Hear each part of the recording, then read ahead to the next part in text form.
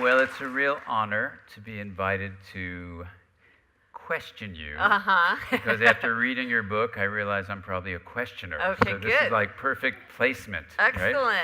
Yes. I think this is an absolutely brilliant book. Oh, well, thank you. You have an incredible mind for detecting patterns. You probably know that. And it's really beautiful how you articulate this. And I think it might be helpful, if it's okay with you, if we start out saying, how in the world did you first notice these 4 patterns? And can you tell us exactly what each of them is? Yeah, so, well, thank you very much. So I got the first insight into what became the Four Tendencies framework in a very inconspicuous moment. I was having lunch with a friend, and because I am, as my sister Elizabeth calls me, somewhat of a happiness bully, I was grilling her about her happiness and her habits. And she said to me, I know I would be happier if I exercised. And the weird thing is, when I was in high school, I was on the track team, and I never missed track practice. So why can't I go running now? And I'd heard so many people say similar things, but for some reason, this just hit me like a lightning bolt. It's the same person, the same behavior. At one time, it was effortless, but now she can't do it. What was going on? And then I started to notice other patterns. For instance, when I would talk to people about New Year's resolutions, some people would say, well, I would keep a resolution if it made sense, but I wouldn't wait for January 1st, because January 1st is an arbitrary date. Mm-hmm. And I thought, the arbitrariness of January 1st never really bothered me. And so I started noticing all these patterns. And then finally, I was looking at my messy to-do list, and somehow the idea expectation hit me. And I realized that was at the heart of all these different patterns that I was seeing among people, which was that people were responding differently to outer expectations and to inner expectations. And once I saw that, then a bunch of different puzzle pieces fit together. So you asked what the framework is. So just as an overview. So I'm going to go through it really quickly, and then let's go through and ask people to raise their hands, because it'll be fun for us to see who's here today. And as we're about to do the individual ones, you've said it's about expectations. Yes. Just share with us so everyone has an expectation of exactly what you mean by expectation. So what do you mean by an expectation? There are 2 kinds of expectations. There are outer expectations, what other people expect from us. So that's a work deadline, a request from a customer or a friend. Then there are inner expectations, our own desire to keep a New Year's resolution, our own desire to get back into playing guitar. So there's upholders, questioners, obligers, and rebels. Upholders readily meet outer and inner expectations. They meet the work deadline, they keep the New Year's resolution without much fuss. They want to know they want to know what others expect from them, but their expectations for themselves are just as important. Then there are questioners, like you. Okay. Questioners question all expectations. They'll do something if they think it makes sense. So they make everything an inner expectation. If it meets their standard, they'll do it. If it doesn't meet their standard, they will resist. They tend to hate anything arbitrary, inefficient, irrational. Their first question is, why would I listen to you? Exactly. Anyway. Then obligers. So obligers readily meet outer expectation, but they struggle to meet inner expectations. So this is my friend on the track team. When she had a team and a coach expecting her, she had no trouble showing up. When it was only her own desire to go for a run, she struggled. And then finally, rebels. Rebels resist all expectations, outer and inner alike. They want to do what they want to do in their own way, in their own time. If you ask or tell them to do something, they're very likely to resist. Typically, they don't even want to tell themselves what to do. Like, why would I sign up for a 10 a.m. spin class? How do I know what I'm going to want to do on Saturday? The mere fact that it's on my calendar makes me crazy. So those are the 4 tendencies. So here's a question. Okay. Yes. And then we're going to ask everybody what they are. Of course. Yes. But so this will help, because when you ask everyone, yes. For me, when I read the book, which I love, it really made me question one issue, which is, how do you feel inside of you is the difference between a want and an expectation? So if someone, like your friend, said, well, I really want to be running, but since it's an inner expectation, I'm not going to do it. Now, it's an inner want, right? Yeah. But then it slips into expectations. So what's actually the difference? Because the rebel group, they do what they want, but they don't do what they expect. Right. So what's the difference? Well, so like take an example. Let's say every morning, every night, I'm like, you know what? Tomorrow morning, I'm going to get up at 7 a.m. I'm going to get up at 7 a.m. and I'm going to go for a run. I'm going to do it. I really am going to do it. I'm going to set my alarm for 7 a.m. And then 7 a.m. comes, snooze alarm, snooze alarm, snooze alarm, snooze alarm. I expect myself to do it, but I'm not able to meet that inner expectation. But if I had a friend who I knew was waiting at the end of my driveway and he was going to be really annoyed if I didn't meet him, then I would go. Yeah. So let's say the friend who wants to do the running, like your friend who couldn't do it. So when does a want become an expectation? Like if someone said, I really want to be running, and probably running before work at 7 is good, so I expect I should do that. Then if I'm a rebel, once I make it like a schedule, I don't do it. Right. But if it just, I wake up and I feel like doing it, I just do it? No, and you just put your finger on exactly what a rebel needs to do. A rebel should never do something like, I'm going to get up tomorrow and do it. They should be like, they should wake up and they're like, you know what?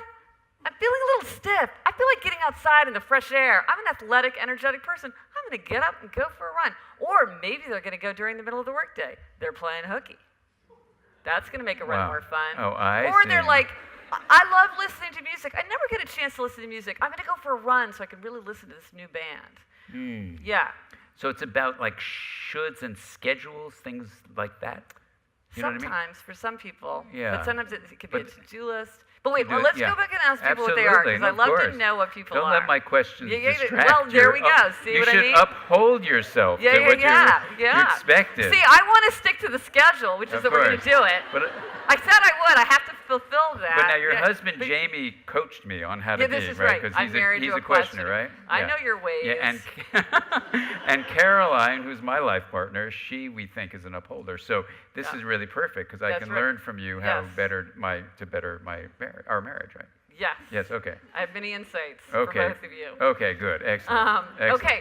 So upholders, questioners, obligers, rebels. So, well, first of all, if you're saying to yourself, I question the validity of this framework, you're probably a questioner. So raise your hand if you're an upholder. Upholders readily meet outer and inner expectations. This is upholders really, really high. My hand is up because that's my tendency. Okay, next questioners. Okay, questioners question all expectations. Wait, well, let's estimate that. So the first one was which one you did? This is so a questioner. No, but the first one, I want to do the percentages. Upholder. So the upholder looked like it was about 15%. Go ahead. Okay, questioner. Questioners. That looks like it's double that, maybe. Okay. Maybe 25%, 30%. Okay. Obligers readily meet outer. They struggle to meet Whoa, inner. about the same. About 30%. I think that's higher. Maybe 40%. Yeah. And then rebels. Rebels resist outer and inner alike. Whoa, low. That's like 5% or 10%. Excellent. Yeah. Excellent. I just want to get the numbers. No, I think that's Is that great. okay? Yeah, no, I'm really bad at estimating numbers. I think you did an excellent job. Okay. So this is very consistent. Obviously, it's a rough. It's very rough. Yeah. And this is very consistent with what I see out in the world. And I did a representative sample, and that's what it showed too, which is that the biggest tendency for both men and women, the tendency that the most number of people belong to is obliger. That is the biggest tendency. Wow. Which is about what percent? It's about 40%. 40%. That's what we saw. Then next questioner, also a very big group, 25%. Go questioners, come on. Yeah. So, but this has a lot we of... get a softball team or something? Yeah. So this has a lot of implications if you're managing a big team, if you're designing a program or a device. Most people are going to be obligers and questioners. The two extreme tendencies are small. Rebel is the smallest tendency, which is what we saw here tonight. It's a conspicuous tendency, but it's a small tendency. Not that many people are rebels. What came as a surprise to me as I was doing this framework and learning about myself, my tendency, the upholder tendency, only very slightly larger. These are the two poles. They're small. I remember when I went to my husband, I was like, you know what? It turns out I'm part of this like extreme fringe personality type. And he's like, you think? He was not surprised. And that's a percent of around 15%, you said? Yes, like For 17% yours. and 19%. Yeah. 17 and 19. Oh, I see. Okay. Yeah. So those are small. So one thing that's absolutely brilliant about this pattern you detected and the way you've articulated is that it seems to be an inside job, that you can't just look from the outside and measure in some quantitative way, oh, here's the behavior I'm seeing. So like when I was talking to my mom, who's in her 80s, about her mom, who's no longer here on the planet, but she talked about her life because we were trying to figure out where she would have been. And she has an interesting story that my mom actually gave me permission and asked me to ask you about her mom, my grandmother.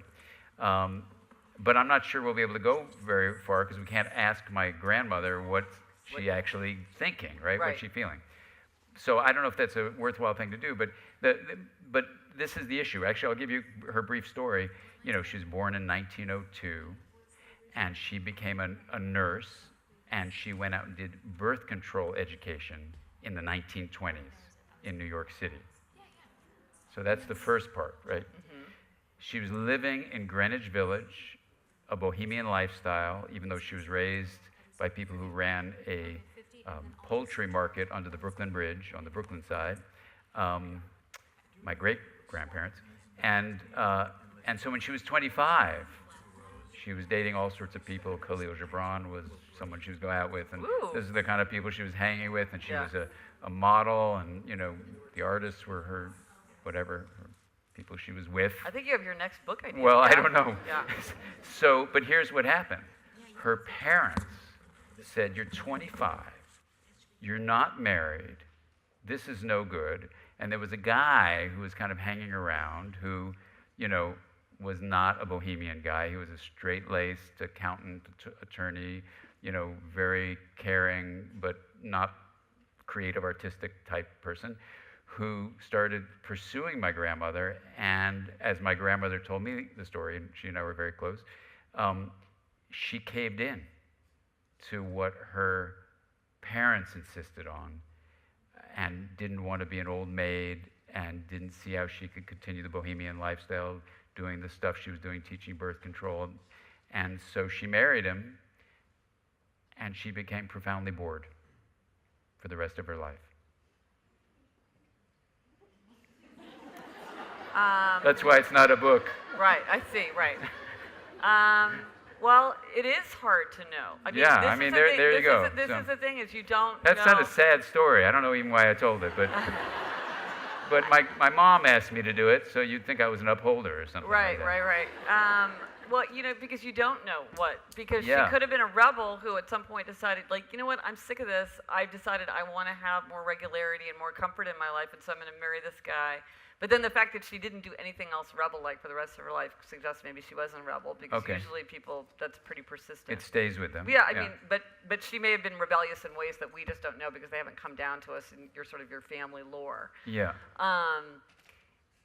She could be a questioner. Why are the rules the way they are? She could So have I'm been an gonna go obliger. I need to serve others. You know. Oh, I see, as a nurse. Yeah, or, Yeah, you I know, see. like, I'm the only one to do this. People desperately need this help. I need to step up. I need to provide this for people.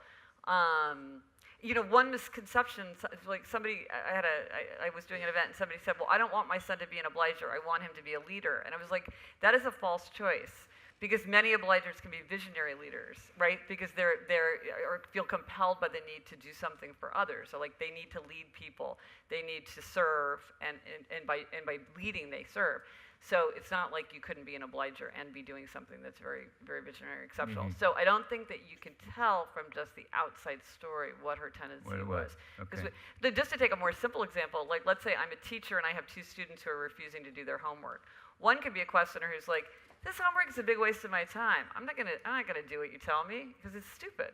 And the other one is like, you're not the boss of me. I'm not going to do it. The rebel. The rebel. So one's a questioner, one's a rebel. So the answer, the way for me to try to get them both to decide to do that homework would be different. They act the same way, but it's coming from a very different place. Or like I'm one of these crazy low carb people that you read about. Like, I eat really, really low carb. And I have a friend and it suits my upholder side, but I have a friend who's a rebel and he eats low carb exactly the way I do. But he's like, you know, where I'm sticking to the rules, he's like, oh my gosh, I don't listen to the big government and their idiotic ways, and I'm part of this group of people and we figured out how to hack it different, and like, I eat this way, and everybody's like, ooh man, you never eat sugar, that's crazy, you know? So he does it from a rebel way, but from the outside we're behaving exactly like, but we could not be more different in what the spirit that we're bringing to it. It's absolutely brilliant. So one inside out story, if I could ask you about it, is your own story. Because the part that's in the public is, you know, you went to law school, And in fact, one of my relatives actually went to law school with you, and she's actually here. Oh, who's that? Yeah, Catherine, where are you? Somewhere? There she is. Oh, I can't there's really one of see you. your law mates. Okay, excellent. What do you call it? We'll talk later. Yes. So Catherine and you were in law school together, and then you go forward and you get picked for this clerkship with the Supreme Court Justice Sandra Day O'Connor, and something happened in your developmental pathway that clearly college, law school, internship, clerkship, something happened. And could you give us the inside out part of that and how you understand that in general for your whole personality, but also how you understand that from the point of view of the Four Tendencies? Right. You okay with that? Yeah. No, so the thing about upholders is they readily meet outer and inner expectations. But for all the tendencies, it's very important that inner expectations be articulated, because you can't meet an inner expectation if you haven't acknowledged it to yourself. So this is very important for everyone to well, what would that inner expectation look like? And so I went to law school for all the wrong reasons. I'm good at research and writing. It's a great education. I'll keep my options open. I can always change my mind later. I didn't want to be a lawyer. It had never even crossed my mind, But it was just sort of something where it was and it was what do you need to do to succeed? I will take the LSAT, and it was the classic thing. Well, I'll take the LSAT and see how I did. Oh, I did pretty well. Why didn't I apply to these law schools? Oh my gosh, I got into Yale Law School. I have to go, And then it's just one foot in front of the other. So that's what I call drift, and I've written a lot about drift, which is the decision that you make by not deciding. Or by making a decision that is to please other people or to avoid conflict or just to avoid the discomfort of sitting around thinking about what you really want to be doing with yourself. So for me, just going to law school was very easy. No, but this is the thing. Drift is not easy. The word drift suggests that it's very leisurely, but often drift is disguised by massive amounts of work. And so it was tremendously difficult work to be in law school, to pass the bar exam, to do clerkships. But I did it. But at a certain point, and I remember the moment when it happened. I was standing at and all my life I get very obsessed with different ideas, and will do tons of research. This is just something that happens to me. And I was looking at the Capitol Dome at my lunch hour, and I thought, what am I interested in the world that everybody else is interested in? This is a theoretical question. And I thought, power, money, fame, sex. And it was power, money, fame, sex. And I instantly started doing all this research. I was staying late at work doing research. I was doing research on the weekends. And then finally I started having the idea, you know what? This is what people do who are writing a book. And some people write books as their job, not as something that they do in their free time. And then I started to think, well, maybe that's what I should do. And I began to see that I wanted to do for work what I would be doing for pleasure. And one of the things that was very obvious to me as a Supreme Court clerk was that these were people who loved law. They were reading cases for fun. They were reading law journals on the weekend. They wanted to talk about it during lunch hour. And I was just I put down my pen the minute that I could. I did an excellent, excellent job, but not 1 minute more. And I was these people love it. I don't love it the way they love it. But then I was but I'm doing all this in my free time. So at a certain point, I decided I would rather fail as a writer than succeed as a lawyer. I went to the bookstore, I got a book called something like How to Write and Sell Your Nonfiction Book Proposal, and I just followed the directions. And many people say to me, but how did you get yourself to do it? You didn't have an agent. How did you get an agent? How did you write a book proposal? How did you write a sample chapter? How did you write a query letter? How did you write the marketing? There's all these pieces that the book told me I had to do. I was all right, let's get on with it. And that's where the power of the upholder comes, because once that inner expectation was articulated, then I could execute.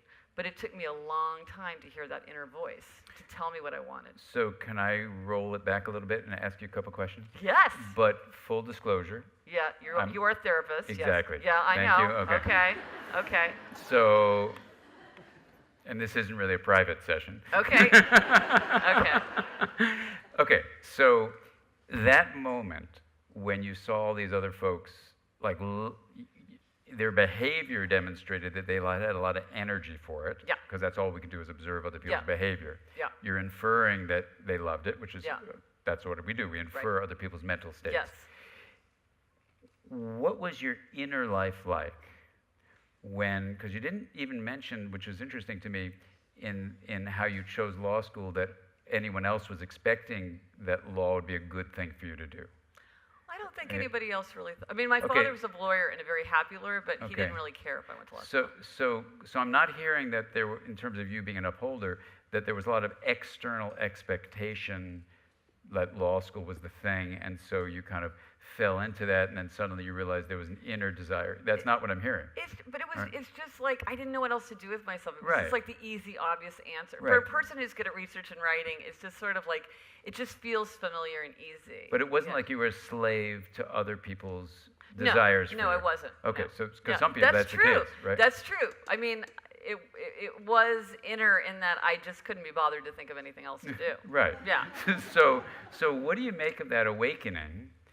And maybe it's just developmental, because you're in your mid-20s. But what do you make of that awakening where you said, "Gosh, what I'd really want to do is," and then how did you go from awareness of the want, like I think I really want to be a writer, to, okay, I'm going to articulate this, and now I expect myself to at least fail as a writer rather than be successful as a lawyer. How did you go from a want and the awareness of that want, which wasn't there before, to actually making that an expectation for yourself? Well, funnily enough, I think part of it was that I hadn't seen a place for myself in the writing world when I was in college. So right now, things like creative nonfiction and like alternative, and because of the internet and everything, we're very aware of all different kinds of nonfiction. But when I was in college, which was like 1,000 years ago, it was like you either were a novelist or a playwright or a poet, or you were a journalist, or you were like an academic writing, doing academic research and academic writing. And I knew that I was not, I've written like 3 horrible novels that are safely locked in a desk drawer. I knew I wasn't a novelist or a playwright or a poet. The idea of journalism makes me crazy because I cannot stand working under constant deadlines, and I don't like doing cold calls, and there's no part of journalism that appealed to me. Even as an upholder? No, yeah. Yeah. Ugh. Wow. Are you sure and- you're not a questioner? Yeah.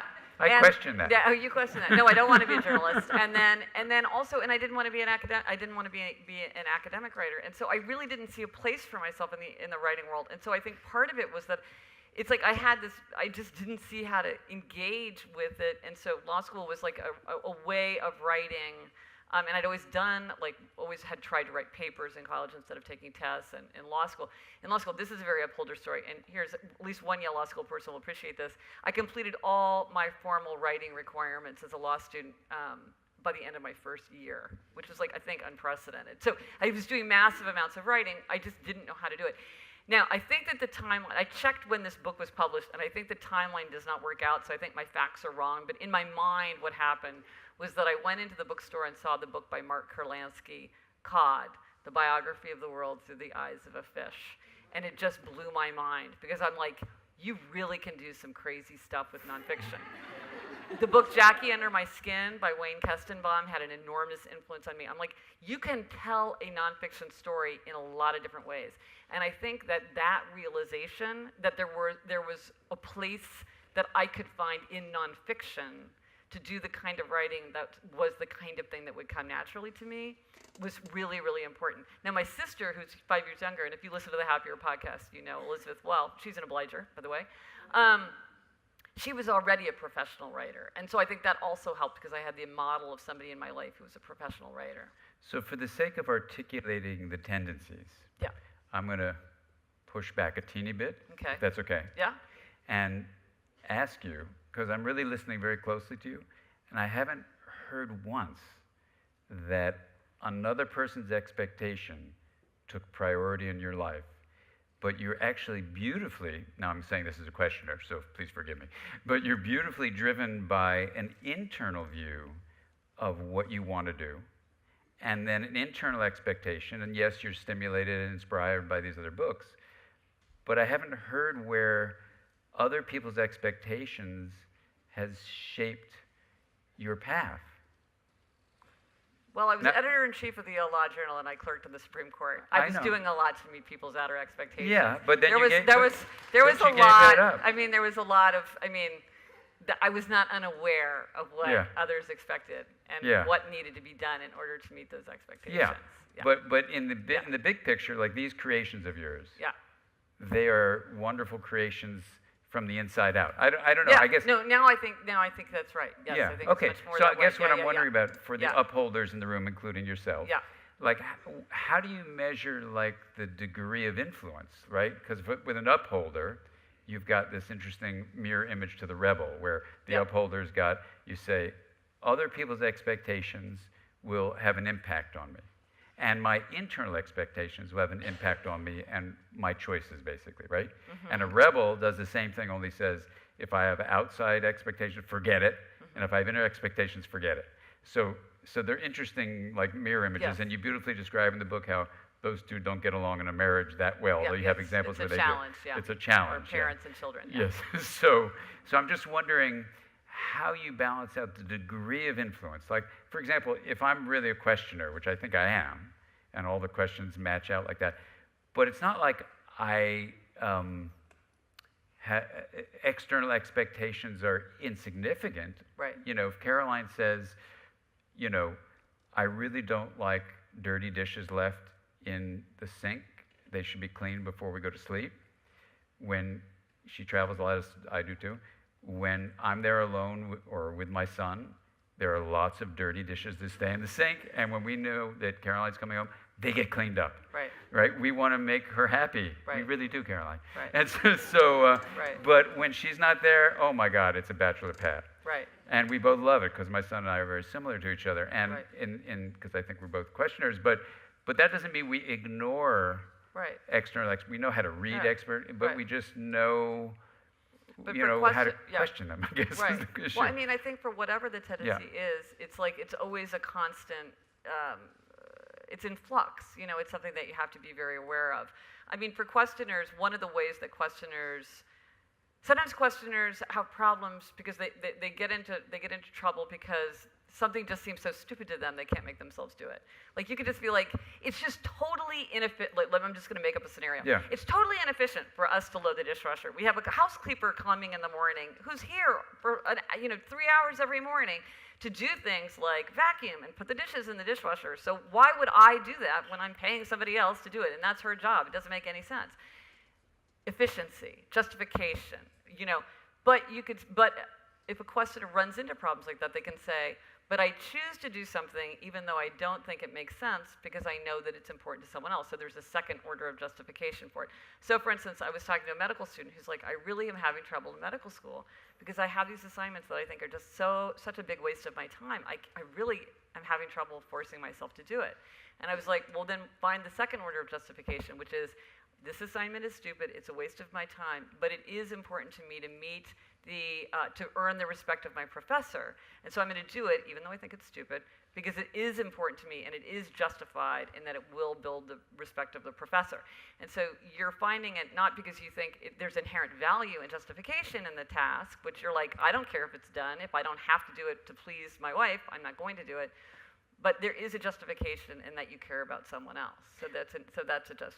But some questioners would be like, So it's just not worth it. It So doesn't would an make any sense. upholder, how would an upholder like approach that differently? So, for example, just like you went through professional school, I went through medical school.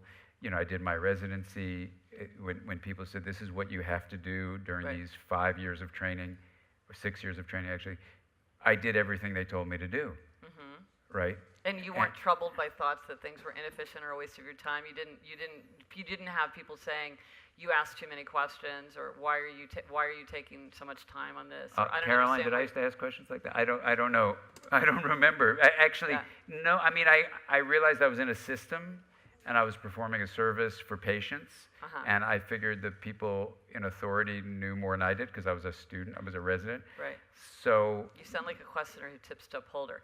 Because Okay, well, that could be. one of the things about the Four Tendencies is that all the tendencies like overlap with other tendencies. So you can be a questioner. Questioners and upholders are alike in that they both readily meet inner expectations, and questioners are also like rebels in that they both resist outer expectations. So it sounds like from your description of yourself, you're a questioner who tips to upholder. That's also what my husband is. It's pretty easy to get them to understand rules. Questioners who tip to rebel resist much more. So someone like, I think Steve Jobs was a questioner who tipped to rebel. One thing that questioners who tip to rebel often have trouble with, and give me a shout out if this describes you, is traffic regulations. Oh my gosh, it's so arbitrary that we're all supposed to drive 65 miles an hour. I'm a great driver. You're a terrible driver. Why are we driving the same? Why is there this rule that you can only park on one side of the street? A questioner said to me, I don't believe that regulation furthers vehicular safety, so I'm not gonna do that. Now that's a questioner or a rebel? That's a questioner who tips to rebel. Who tips to the rebel. Or something like 5 garments to a dressing room. Like my husband is a questioner, but he'd be like, whatever, it's just like not even worth my time to get into that. But for some questioners, it's like, this really bothers them. Because they're like, this just makes no sense. I'm going to push back. I'm going to really resist that unless I'm deeply convinced. So there's like, you're still in that core questioner tendency because your question is, why should I? But it's like you're more on the upholder side of things or you're more on the rebel side of things. So it's such a beautiful model, that going to the inside. So I'm going to kind of ask you to help me, if you could. Oh, yes. Yes. So if I were really wanting to make sure I was a questioner, even leaning toward the upholder, what kind of questions would you ask me that I would then reveal to you so I could know? Because the more I think about it, I think maybe I'm an upholder. I don't know. If there was a sign, if you and I were in here by ourselves and there was a sign that said no cell phone use, and I pulled out my cell phone and started using my cell phone, how would you feel? Well, if it were irritating me, I would ask you not to do it. No, I'm just saying, how would you, I'm not saying it is irritating to you. Okay, well, this is a great example. So I'll give you an in vivo example. I went to a concert with a friend the other night at a local theater, and they said, okay, turn your cell phones on, no recording, nothing, right? And then a woman, 2 people down in a row right in front of me, constantly was getting out recording the singer. And the beam of the light was like that. And I just thought, that's, first of all, unfair to the singer. It's breaking the rule. And it's irritating everyone around us, and including me. None of us said anything to her. No, but what if you and I were in here alone? Yes, okay. And it said no cell phone use, and I pulled out my cell phone and started using it. I would think you probably had a good reason to do that. So how would you feel about it? How would I feel? I'd feel fine. You'd feel fine? Yeah. And why would you feel fine? Because the sign says no cell phone. Yeah, but I believe more in you than the sign. Okay, you sound like a questioner. Okay.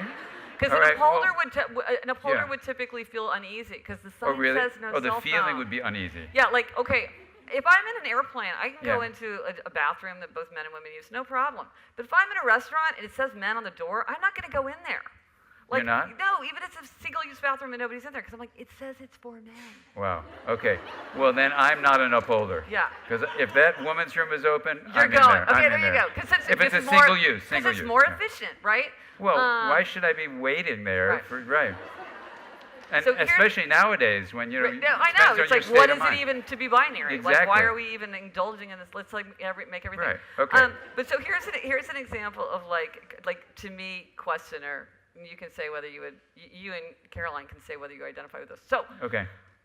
We got a boring bureaucratic form to our house, and in typical upholder form, I was like, well, we need to do this, but why don't I just do it for the team? And if I do it, I know it'll get done right away, and we won't have to think about it. But if I ask my husband to do it, who knows when he'll do it, because it's like, why do we have to fill out this form? So I'll just go ahead and do it.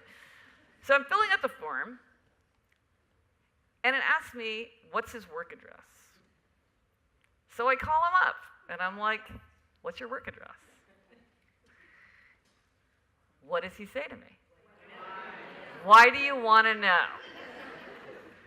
Am I sending him flowers? Am I sending him a pizza? No. I am filling out a boring bureaucratic form, which obviously I'm doing, but he's not going to tell me what his work address is unless he knows why he needs to know. Now, in a previous unenlightened state, I might have said to him, why can't you ever just answer my questions? Why is everything a discussion? What does this mean about our marriage? But now I know he's a questioner. He just needs to know why. Yeah. With me, with everybody, I don't have to take it personally. And I also realize what I should have said is, I'm filling out that boring bureaucratic form what's your work address? Because, yeah, there we go. Is that a questioner? Deep from the heart. Just tell me why. Because it's like, we don't have to have conflict. We don't have to have misunderstanding. I know he has questions. He just needs to know why. And then he will be perfectly willing to meet that expectation. And as an upholder, that feeling of wanting to know why doesn't come up? I don't care. He's like, You don't where are care? the mortgage papers? I'm like, I'll go get them. I don't care. I don't want to know. Who cares? Really? Why do you care? Why do I possibly... So why don't you want to know? You're a questioner. Well, No, because it's just like life's. This is a thing. This comes up in the workplace, right? So I'm leading a big team, and I'm like, okay, corporate has decided that we're going to use this new software program. Okay, fine, whatever. I just want to go back to my desk and get stuff done. And the question is like, why did we pick this one? Why are we implementing it this month? What team picked it? But this is why it's helpful for me and it's helpful for the whole team to have a questioner, because they're making sure we're not just running off the cliff like lemmings, but also it can drain and overwhelm me to be exposed to questions where I'm like, I'm just trying to fill out a boring bureauctic form. I don't want to have a long Caroline's discussion nodding about a lot, it. so I think this is going to be helpful. Yeah, so it's like recognize that people have different, there are different levels. And so just to realize, okay, well, we don't have to be angry at each other. It's just that, I have one perspective, you have a different perspective. How can we create a situation where everyone can thrive and where we don't annoy the heck out of each other? Yeah, that's beautiful. And it's probably going to help couples therapists do a lot of, no, seriously. We're spending a lot of time on the upholders and, the questioners. I would suggest if we can spend a little more time on rebels and obligers. Yes. So what have you experienced as you presented this beautiful framework in the rebels and obligers? What comes to your mind is some experiences you've had? Well, you're very right to say we should talk about obligers because it is such a large group. You either are an obliger or you have many obligers in your life because they're everywhere. They're the rock of the world. But I would say if there's one idea that really I think is the most powerful for the most people that I've heard about, it's the idea that if you're an obliger and you're struggling to meet inner expectations, which by definition you are, because that is the definition of an obliger, the solution is outer accountability. That is the easy, quick way to meet that inner expectation. If you want to read more, join a book group. My friend who was on the track team, what would I say to her now that I've identified the 4 tendencies? I would say, sign up for a class where they take attendance, work out with a trainer, meet a friend who's going to be annoyed if you don't show up. Think of your duty to be a role model for other people of your family of modeling healthy behavior. Sign up for a 5K for a charity where they're going to make more money if you run and they're not going to make as much money if you don't run. Think about your dog and how much he loves going for his daily run. These are all forms of outer accountability, very easy to plug in. Some obligers can even do things like thinking about their future self. Not all obligers can do this. Obligers vary dramatically in what they feel accountable for. For instance, money. Some obligers feel, if they pay for something, they feel really, really obligated to follow through with it. Other obligers, not so much. I talked to one obliger and she's like, I realized that if I didn't work out, my trainer still made his money, but then he also got the time free. So I was kind of rethinking, why, I kind of owe it to him not to go. I'm like, this is not working for you. This is not an accountability structure that works for you.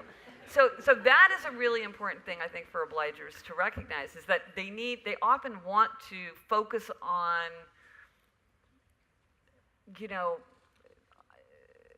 trying to get themselves to do it. I'm like, plug in the outer accountability. It's much quicker, much easier, much faster. There's a million ingenious ways to give yourself outer accountability. The other thing that I would say about obligers, the most striking pattern that's very, very important for obligers to recognize, and people around obligers, is obliger rebellion. This is when obligers meet expectations, and then suddenly they snap, and they're like, this I will not do. And it can be small and symbolic and kind of funny. It can also be destructive, like ending a long-term friendship, a divorce, your most valuable employee walking out the door to a competitor. Obligers, it's not a slow burn, it's not a reasoned resistance. It's described by obligers as a volcano exploding, the lid blowing off a pot, a balloon bursting under pressure. They often say they're acting out of character. In fact, because we are in LA, this is something that you often see depicted in television, books, and movies because it is very dramatic. think of George Bailey getting ready to jump off the bridge, or Jane in 27 Dresses, where she does the gigantic slideshow to humiliate her sister, Obligor Rebellion. And Obligor Rebellion happens when obligers feel exploited, taken advantage of, ignored, when expectations become insupportably heavy. And it's meant to help obligers. It's meant to blow up a situation to relieve the pressure on obligers. So it's meant to help. And it can be helpful, but it can also be very destructive because it can lead to sort of sudden dramatic change, and also the people around obligers don't understand because they're like, if you didn't want to do it, why did you say you would do it? You know, or like, why didn't you ever tell me this before? Why are you telling me this now? You know, you're walking into my office telling me that you're quitting because it's because you just can't stand it anymore. But there was no like, you know, hey, things are not fair or whatever. But you know, and so people around obligers want to do things like look for places where things aren't fair. For instance, is there one person who's doing too much unpleasant work travel of a team? Why is one person doing all of it? Why are one or two people picking up all the extra shifts? And sometimes this is sort of presents as a strength. And I have a friend who started a finance company, and he had a very, very valuable employee who was an obliger. And this guy was one of his top performers, and he made everybody look good. And so as a consequence, everybody pulled this guy onto their team. And at his annual review, my friend, his boss, said, "You're doing too much work, too well." And I mean that as a sincere criticism, because it wasn't sustainable. And so he took this guy off of some of those teams, not as a punishment, but to say, you can't do this. It's too much work. You know, I'm going to intervene and tell you that those expectations are too high. Or, you know, somebody comes in and says, you know, you say, like, you haven't taken a vacation in 18 months. By Friday, I want you to tell me when you're going to take a week's vacation. You know, help with that weight of outer expectation. Because once Obligor Rebellion starts, it kind of can be unpredictable, and it can mean like, oh, you know, I had a friend for 20 years who was super needy and super demanding, and then one day I was like, I'm never talking to you again. That is something, like I literally got that email this morning from an obliger. So that's something important about obligers. In you having this term obliger and getting to know obligers, can you share with us what that inner world is like to have so much priority placed on other people's expectations and virtually none on your own? What's the feeling of that? Well, it's very frustrating, and they are very frustrated by the fact that they meet outer expectations but struggle to meet inner expectations. And there's a sort of an important distinction or a misconception that obligers often have that's worth talking about for a second, which is obligers often perceive what is happening as I am putting others first, I am putting myself last. Other people's priorities are more important than my priorities. This is an important misconception because what it suggests is that if outer expectations would be removed, then inner expectations could be met. Because I'm putting you first, I'm putting myself last. If you weren't there to be first, then I could be first. No. In my observation, this isn't what happens. Over and over and over, I've heard of obligers where I quit this demanding job thinking, oh, at last I'm going to do my side hustle, but I still haven't done anything for my side hustle. Or I took early retirement, and in fact, I gave up a considerable amount of cash in order to retire early because I wanted to do the things that were important for me, but now I'm not doing any of it. Because what you need as an obliger is outer accountability. That's what's important. So just the mere disappearance of outer expectations, because it's not a matter of somebody having first priority and that like we are going down the list, it's that outer are met, inner need outer accountability in order to be met. So it's frustrating. Frustrating for them. And is there anything you've ever heard of that helps an obliger get more in touch with what they want? And once they know what they want, how they can actually have an expectation to meet those desires? Outer accountability. To turn it into sort of play like a... Just put in the scaffolding of outer accountability. Outer accountability. And okay. there's a million different ways, and I have loved hearing from obligers about all the crazy things that they come up with to create outer accountability. My favorite is a woman who wanted to get up early. She wanted to get up early, she was totally immune to snooze alarms, and she had no dog. Okay. I put it to you. What would you do to create outer accountability? Her solution was to use the social media management platform Hootsuite to create a very embarrassing Facebook post that posted every morning until she got up, unless she got up to disable it. Now, Problem solved. I mean, that's using your wow. imagination. So now, we have about 5 minutes before we open up for questions. And we a go rebel. Rebel. Yeah, Yes. rebel. That's a song, isn't it? Shortest tendency, longest chapter. I mean, smallest tendency, longest chapter. So here's the key thing about rebels. If you're a rebel, or you're around a rebel, and you're frustrated because if you ask or tell a rebel to do something, they're very likely to resist, here are the two things to think about. One is identity. Rebels always want to be their authentic self. They want to act in a way that reflects their authentic self. And so sometimes their identity can allow them to do things that they wouldn't ordinarily want to do, like boring, repetitive tasks, which typically rebels don't like to do, or to stick to a schedule. So if someone has an identity, I'm a responsible, reliable, loving parent. I hate the idea of showing up every day at 3:15 for carpool, but I'm going to do it because I'm a responsible, loving parent. Or I'm a strong, athletic, energetic person. Or I'm a responsive leader who cares and wants to show my employees that I care what they think. And so I can go on time to the staff meeting. So that's identity. The other thing is information, consequences, choice. You tell them the information they need, you let them know the consequences of their action or their inaction, and then you let them decide. So let's say you have a rebel boss. This is something that comes up a lot. How do you manage a rebel boss? So let's say that you have a rebel boss who is never coming to the staff meeting. So again, you would say something like, well, you know, we have these staff meetings every Wednesday at 10 a.m., and when you don't come, it makes the staff feel like you think your time is more important than their time, and that you don't care about their input. You know, the staff meeting is at 10 a.m. on Wednesday. If you think it'd be better to have it at a different time, we can reschedule. Information, consequences, choice. Is this the person you want to be? These are the consequences of your actions. Choose. But here's the important thing. You have to let negative consequences fall on a rebel. Rebels have told me this over and over. You cannot insulate or protect or rescue a rebel. This can be painful. It can be painful to see somebody experience negative consequences, and if you're paired up with that rebel, those negative consequences can fall on you too. That's hard, but it has to happen. And here's the other thing. Don't remind. Don't nudge. Every time you tell them to do something, you ignite that spirit of resistance. So we have this podcast, the Happier Podcast, and in 1 week we heard from 2 women who had the same problem. They each had a rebel sweetheart who was not looking for work. One woman's sweetheart was moving from one city to another to be with her, and wasn't looking for work in the new city. The other one had gotten laid off.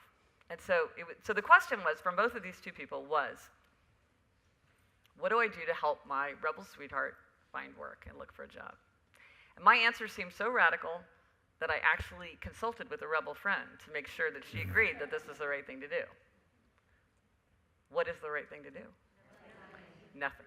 Oh, you guys are so... Nothing! Do nothing! No Excel spreadsheet, no timeline, no helpful list of numbers posted on the fridge. Nothing! These guys know they need a job.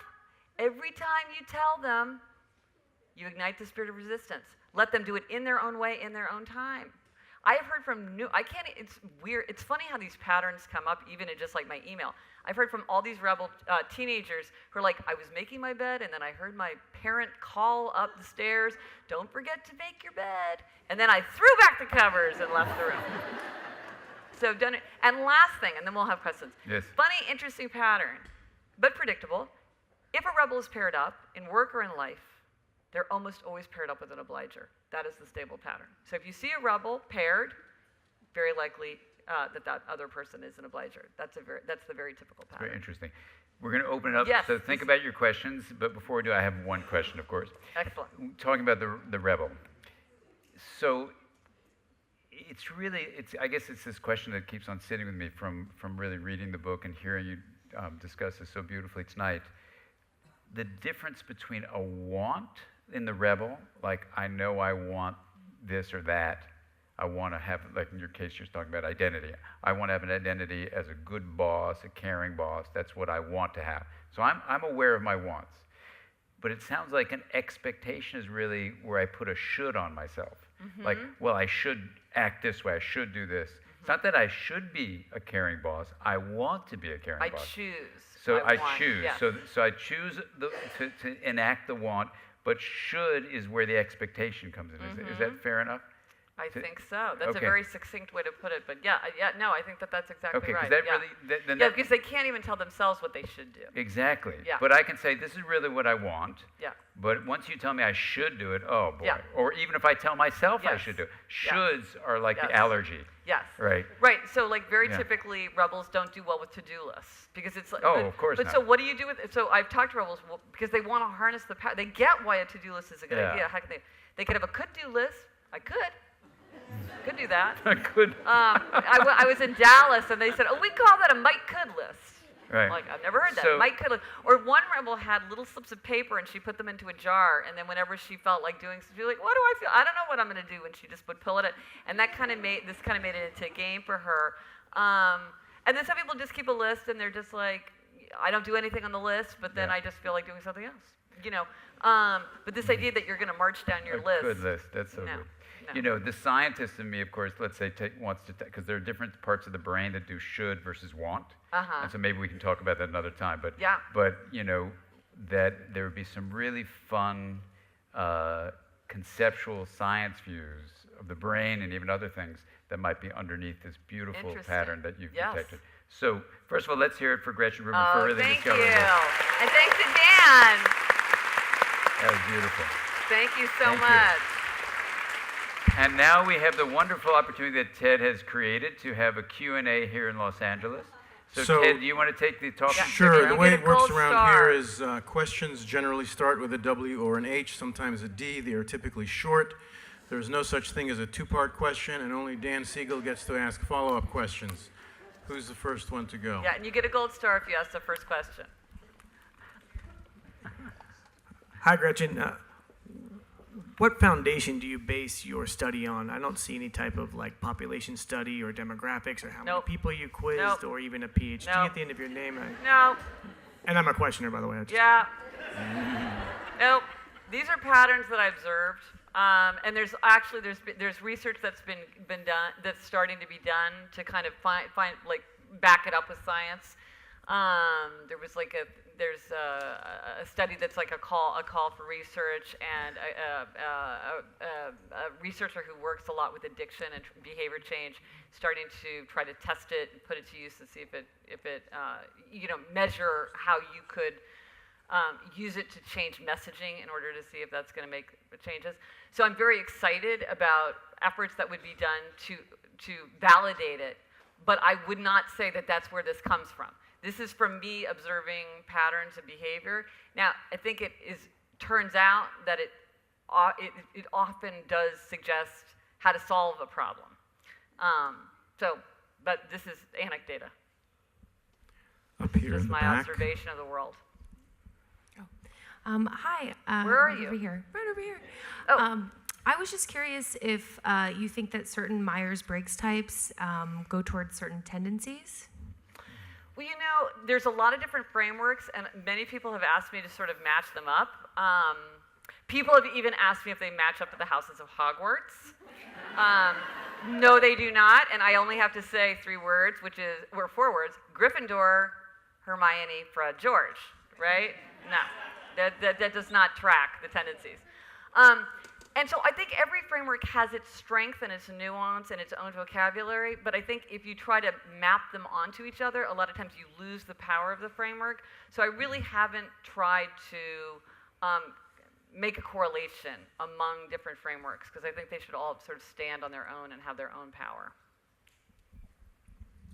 Hi, thank you for your talk today. Oh. I was wondering, do you find that people are born a certain way, or can they be influenced, perhaps like a teen with their peers, or like a husband and wife? Can they change, or do they just sort of stay that way?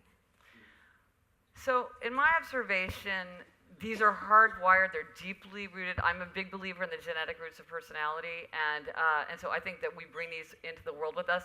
Obviously, they're going to be shaped by our context. If you're a questioner in North Korea, you're going to tamp that down. If you're a questioner in Silicon Valley, that might be very, very rewarded.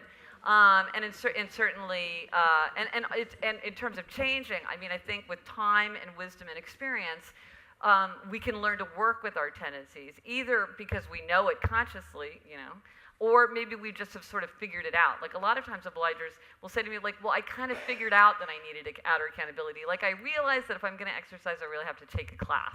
Like they figured it out. Have they fundamentally changed? No, but they figured out how to set up circumstances so to bring about the life that they want. But I think that for most people, they stay within that core tendency. My question is, I find that certain people deplete my energy and certain people I leave feeling recharged. And I'm wondering, how do you classify, like, let's just pick a couple where the guy comes home and he's tired and he doesn't want to talk about his day, and his partner wants to ask him all these questions and is invigorated by feeling connected in that sense of connectivity. Do those types of personalities fit into this, or is that a different exploration? I think that's different. It's interesting what you're saying about energy, because I think that's very different. And also, questions sometimes, and you made an important distinction, sometimes questions are just a way of connecting. It's just like, I want to have a conversation with you, and so I'm going to try to get you to answer me by asking you questions. It's not necessarily the questioner tendency, because the questioner is about meeting expectations, where it sounds like that's really a way to try to connect through conversation. So I think that's something that's different. And if I can do a, Yeah. Ted has given me authorization externally Yeah. for a follow-up question. Yeah. So just one thing just to say, because I'm trained in developmental science and all that kind of stuff. So one general way we think about things is that you have genetics, like Gretchen is talking about, that influence something called temperament. And then you have your experiences, which include your attachment experiences, which is my field of research. And it's very clear attachment plus temperament lead to personality. So some aspects of personality, for example, the Four Tendencies, might be deeply genetic, and you're using the word hardwired. But many things, many things, are shaped by your experiences as they interact with your temperament. And so that kind of thing you're talking about the need for connection, we've shown in attachment, the attachment world is directly related to the type of attachment experiences you have. But that doesn't explain all of personality by any means. You get both genetics and experience intertwining. And some elements may be more genetic, some may be more experiential, but overall the personality, and you're really great about that in the book, saying the Four Tendencies is one aspect of personality, and there are many other aspects. So it could be that in fact this is primarily genetic, it could be, but that the overall personality of a person will include things that are deeply affected by your attachment experiences, and those can be changed. Yeah, and that's an important point, that you could line up 50 obligers or 50 questioners or 50 rebels or 50 upholders, and they would look vastly different from each other, because depending on how ambitious they were, how intellectual they were, how considerate of other people's feelings they were, how extroverted or introverted they were, how adventurous they were, how controlling they were, how neurotic they were, all these things would be different. But as to one thing, how they responded to expectations, they would be the same. And so it's a very specific way of looking. It doesn't seek to explain a lot of things about you, only one thing. But it turns out it's a pretty important thing. But it's only one thing. And one way you try to tease that apart, like I work with a colleague on genetics of personality. We have 600 twin pairs. Oh, yeah. So you would then show fraternal twins that don't share identical genes and see how the outcome, let's say, of the Four Tendencies would match up with identical twins. Yes. And there are standard statistics you would do to say, oh my God, this is 80% genetic. Wow, this is amazing. Oh or my not. God, I want to get my hands on some twins. Okay, This is well, like, we'll talk. we'll talk. Yeah. Yes. Hi. So in my experience, I've seen, for example, my wife, she may be upholding to certain people and maybe question certain people. Like, she might not listen to me if I give her some expectations. So how does that fit into that framework? Does that fit? Wait, what tendency do you think your wife is? So I think she's a questioner, at least to me, but maybe if other people give her an expectation, she might be an upholder. Well, it's hard for me to know exactly without like asking a lot of personal questions. But I mean, but one thing that you see very much with obligers, and maybe this is an aspect of what you're seeing, is that so obligers readily meet outer expectations, but they struggle to meet inner expectations. And as a consequence, a spouse or a sweetheart often moves to inner, which is very romantic in a way, because it's like, you're so close to me that I'm going to ignore you, just the way I ignore myself. And so Ouch. often, obliger sweethearts don't make good accountability partners because they're too close. And so sometimes, and it could be that with your wife, with her tendency and everything, there's something about you being so close that is that's changing the behavior. I mean, in my experience, questioners question everybody lots. They don't, you know what I mean? Are you sure about that? Yeah, right, yeah. There you go. But in upholder,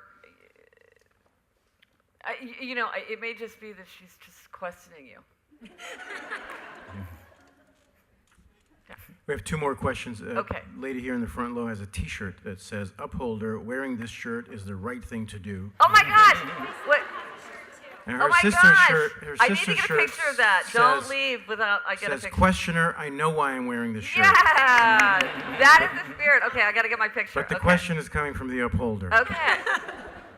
Hi, Gretchen. I know that you're a huge children's literature Yes. fan, and so besides Harry Potter, what would be your favorite YA novel? My favorite what? YA novel. Oh my gosh, I don't know. I mean, my sister writes YA novels, so I have to pick her books, of course. Flower, Bass Backwards, and Belly Up. I mean, oh gosh, I couldn't even. I love the classics, like the Narnia books and the Little House books, and I love the new ones, like Graceling. I can't even. So, I have the perfect answer for this. I have a list of my 81 favorites on my blog. So, email me, and I will send you a list of my top 81 favorites, because I can't just pick one, but I can pick 81. It turned out, after 81, there was a big drop-off. Like, the 81, so passionate. Then it was a little bit, softer. So email me, and I will give you my list, because my mind is being blown, because it's just all the Elizabeth Enright. I mean, oh my God, I can't even stop. Now, Okay. now, is making lists an upholder quality? We get an amen. It's not necessarily so. Sometimes people will say to me, well, I don't like Excel spreadsheets, so I can't be a questioner. I'm like, well, it's not that. It's not like it always A goes questioner together. or an upholder? No, Excel spreadsheets is a questioner thing. Oh, really? Yeah, but to lists and index cards seems to be an upholder thing, but not necessarily. I mean, some do, but some upholders don't need a list because they got it all in their head, you know? But they tend to like lists, they tend to like calendars, because they like execution. But I would never say it's always, because there is such a variety of people. But it is something that's often associated with upholders. I mean, upholders are often considered rigid by others. Yeah. So this brings up just one quick question before our final question, which is, in the framework that I work in, integration is the base of well-being, which means you embrace diversity and then you link together with respect and compassion. Does that fit into how you feel these tendencies would be? So, for example, if you have a company or if you have a family, that having a diversity of tendencies and respecting each person, honoring what those differences are, and then connecting with them, would you say that would make a family do well or a company do well? No, absolutely. I mean, that's one of my great hopes with the Four Tendencies, is that it does allow people to show more compassion for each other, because you understand why they might approach something differently from you. And so it's not that you're wrong and I'm right, or that you're right and I'm wrong. It's just that we both need different circumstances in which to thrive. And if you understand why someone is doing something that's frustrating or seems inexplicable, instead of being full of disdain or frustration or annoyance, you can just say, okay, well, you just need a situation to be set up differently. For instance, somebody was saying to me that she was an obliger who worked for an upholder boss, and the upholder boss would say things like, when you get around to it, would you run those numbers for me? I'd just like to see that whenever you get a chance. And the obliger's like, what is that? Is that an expectation? There's no deadline? What? You just throwing that out as you're walking down the hallway? That doesn't feel real to me. So as an upholder, you need to say, I would like to have this by Friday, or I need this before my presentation. Like to put some structure around it. I realized as an upholder, I was sending work emails over the weekend. It never occurred to me that you weren't supposed to do that until I found out. And now I know how to use delay delivery in Outlook. I was just like, read them on the weekend if you want. Read them on Saturday. Answer them on Saturday. I don't care. It's I just want to get it off my plate. Like answer it whenever you want. But to an obliger, that felt like an expectation that was building resentment. Never occurred to me that you were not supposed to do that, because I just didn't understand. I wasn't able to get out of my upholder head. But once somebody said to me, "This isn't real. You're not acting the way you this is something that could create problems for other people," then I was like, okay, well then how do we fix it? This is easy to fix once we recognize that people are responding differently to the circumstance. Exactly. Well, I think that's absolutely what the brilliant thing about this whole pattern you've detected and articulated is that nature needs diversity, and you're clarifying for us what that is, so that instead of getting annoyed, we can also be amused by it and take advantage of it. Yes, and see how it benefits everybody. Exactly. Your questions benefit me, my upholding benefits you, someone's obliger, that's helping me out. The rebel shows us, the rebel reminds us we're all way more free than we think. Yeah, it's beautiful. Yeah. So one last question. Final question? Where are you? Here. There you are. Hi, I almost forgot my question, but now I remembered. Is it possible for someone to be different tendencies in different situations? Like, is it possible? I don't know if that makes sense. I really think that people do have a core tendency, and it might look like it's different in different circumstances, maybe because things are coming out differently. Like, you might think you're an obliger sometimes and an upholder sometimes, but really, if you looked at the upholder situation, I would argue that there's probably outer accountability built into it, that once you say, like, oh yeah, well, I guess it's true that I am at work where I have deadlines and a team and a structure around me. So that's what's making me feel like I'm an upholder at work, because people will say something like, but I have no trouble doing it. Or we see this in journalism all the time. Somebody's like, great, they might think that they're an upholder when they're working on a magazine or a newspaper, and then they go on book leave and they completely stall out. Oh, I have writer's block. I'm like, you don't have writer's block. You need outer accountability. And so it's not that their tendency has changed, it's that the circumstances have changed. So I don't think it really does shift depending. Now, you can have somebody who's going into obliger rebellion, so they might look like they're rebelling, but it's really coming out of this deep resentment and burnout of being largely an obliger. Beautiful. So again, let's thank Gretchen Rubin for a wonderful contribution. Thank you, Dan. Thank you, Gretchen. So fun. So fun. Thank you. Thanks, everyone.